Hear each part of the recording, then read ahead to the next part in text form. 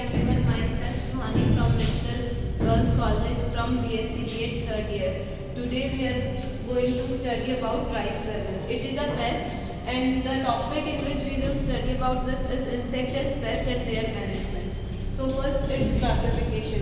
Its scientific name is Cytophilus aurea, common name is rice level, class Insecta, order Coleoptera, family Crucindonidae, genus Cytophilus and species Orzea.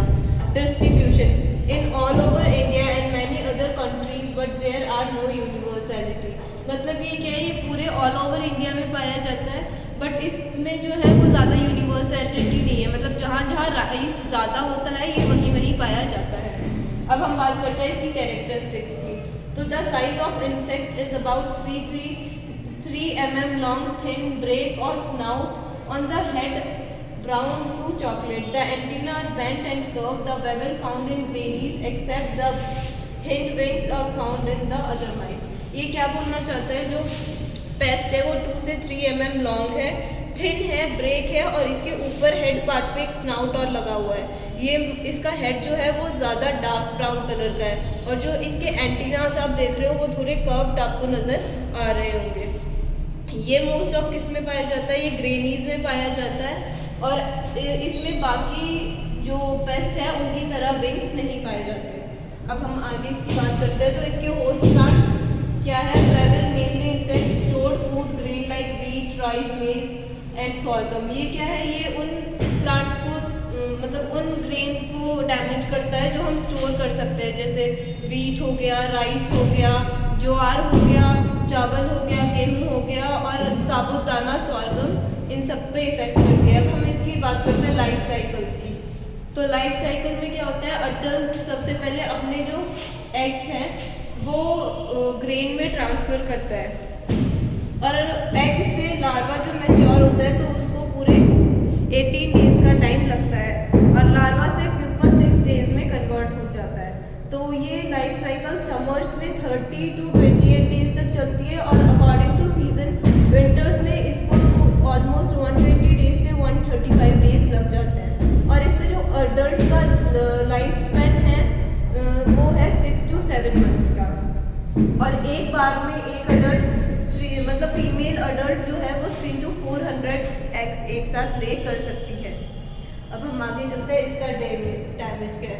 Damage to grains is mainly caused by larva and adults due to pest attack on above stage grain become hollow and in some cases become powdery. ये क्या है, ये most of जो ये effect करता है वो larva stage में और अडल्ट स्टेज में करता है, जिसके कारण जो हमारा जो ग्रेन है या पूरा को पूरा जो पेस्ट है जो हमने स्टोर करके रखा है वो पाउडरी फॉर्म में हो जाता है सारा का सारा grain. Rice weevil are also known as cause of infection from the field. इसको इसलिए भी जाना जाता है कि ये पूरी एक फील्ड को जो है वो इन्फेक्ट कर देता है. Adult insect make circular holes in the grain with less than 10 moisture are not be attacked by insect. ये क्या करता है कि जो इसका अडल्ट होता है वो ग्रेन में जो छोटे छोटे होल्स बना देता है, जिसके कारण वो पूरा का पूरा हॉलो हो जाता है. मतलब जो एंडोस्पर्म होता है ग्रेन का वो सारा ये खा जाता है, जिसके कारण. और इससे बचने के लिए क्या कर सकते हैं हम, जो ग्रेन है वो अगर 10% से कम मॉइस्चर्ड है तो वो पेस्ट इस पर अटैक नहीं कर पाएगा. तो अब हम इसकी कंट्रोल मेजर्स की बात करते हैं. The most effective way is to locate the source of infection and destroy it. सबसे पहला काम तो यही है कि हमें ये देखना चाहिए कि इन्फेक्शन कहाँ से हो रहा है, उस चीज़ को लोकेट करें और फिर वहाँ से उसको डिस्ट्रॉय कर दें या ख़त्म कर दें. Excess food grain should be thrown in the soil in plastic bag और seal with garbage removal. The storage thrown in plastic bag, ये तो वही लाइन है. The storage area should not be proper ventilated. हमें क्या करना चाहिए कि कुछ जो ग्रेन हम स्टोर करके रखते हैं उनको हमें पैक करके सॉइल के नीचे दबा देना चाहिए, जिससे एट अ टाइम अगर सारा अनाज हमारा ख़राब हो जाए तो हम एक पर्टिकुलर उसको सो करने के लिए रख सकते हैं दोबारा.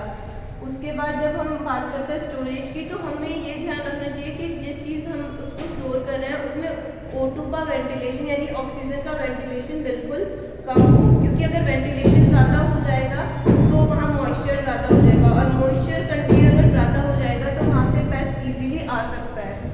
यहाँ पे ये चीज़ लिखी है, the storage area should be not be proper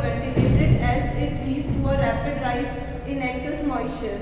Only clean and dry grain containing 12 or less than that should be stored. हमें क्या करना चाहिए, वो उन राइस को ज़्यादा स्टोर करना चाहिए या उन ग्रेन्स को ज़्यादा स्टोर करना चाहिए जिनका जो मॉइस्चर कंटेनिंग है वो 12% से लेस हो. अगर ऐसा होगा तो उस पर पेस्ट इजीली अटैक नहीं कर पाएगा. Thank you so much everyone.